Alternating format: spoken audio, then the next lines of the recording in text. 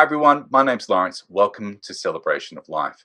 Now, you might be tuning in hoping to see Jean, and if you are, I'm sorry. I hope you're not too disappointed. But I'm hoping that you'll stay and have a listen to what it is that I have to share with you today, which is really around the topic of happiness. It's really what this series of videos is going to explore, is this whole notion of happiness. And it's funny because when people come and see me and we do the work in the therapy room, one of the questions I'll normally ask at the start is, what is it that you want? And it's not uncommon for people to say, I just want to be happy. And the obvious response to that is, well, what do you mean by just want to be happy? What does it actually mean for you? There's this almost this idealistic notion that the goal of life is to attain a state of happiness and that it should be easily attainable at that. The way that they phrase it, I just want to be happy, is almost, it almost conjures up images for me of going to a cafe and sitting down at a table and a waiter comes over and says, what would you like? And I'll say, well, I'll just have a coffee. That kind of easy attainable. But let me put it to you this way. Imagine for a moment that you have a ghetto blaster, and imagine that ghetto blaster plays your favorite song, and it plays it really loud so you can feel it going through the body. It feels really good. Okay. Now, imagine if that Ghetto Blaster only played your favorite song and only played it really loud. Over time, you might love that song, but that song might begin to, through repetition, begin to lose a bit of its magic. You know what I mean? It might begin to diminish that quality that that song has in producing this wonderful state for you. This idealistic notion of just wanting to be happy is similar to that. It's almost has an air of thinking that happiness is like a level that you achieve in a game. And once you've achieved that level, you've reached the state of happiness forever. Whereas the game of life doesn't exactly work that way. And thank God for that.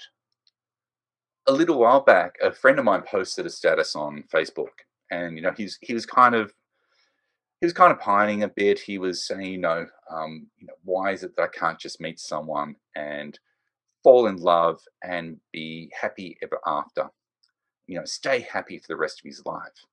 And I point out that while this wasn't impossible, it was highly improbable, and that setting that kind of expectation actually had the potential to cause him more misery than to find happiness. What if all of those criteria cannot be met? Does that mean that he was going to live a life that was unfulfilled? Now, is it plausible to expect that you may not experience differences in relationship as each person in the relationship continues to evolve or de-evolve in some cases, and go through life potentially wanting different things?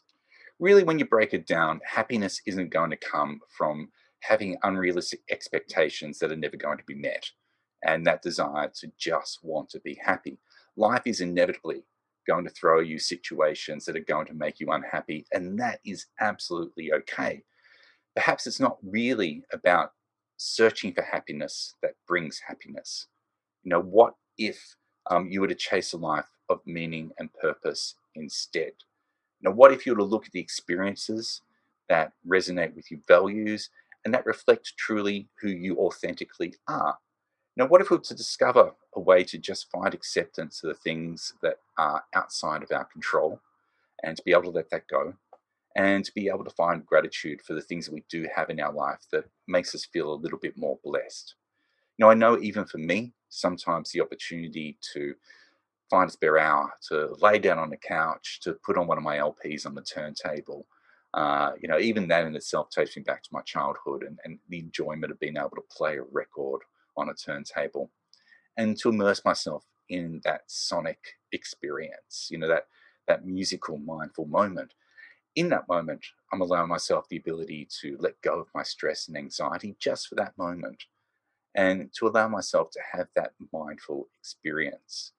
And for me, that is happiness, that is contentment, that is something that allows me just to be for a moment.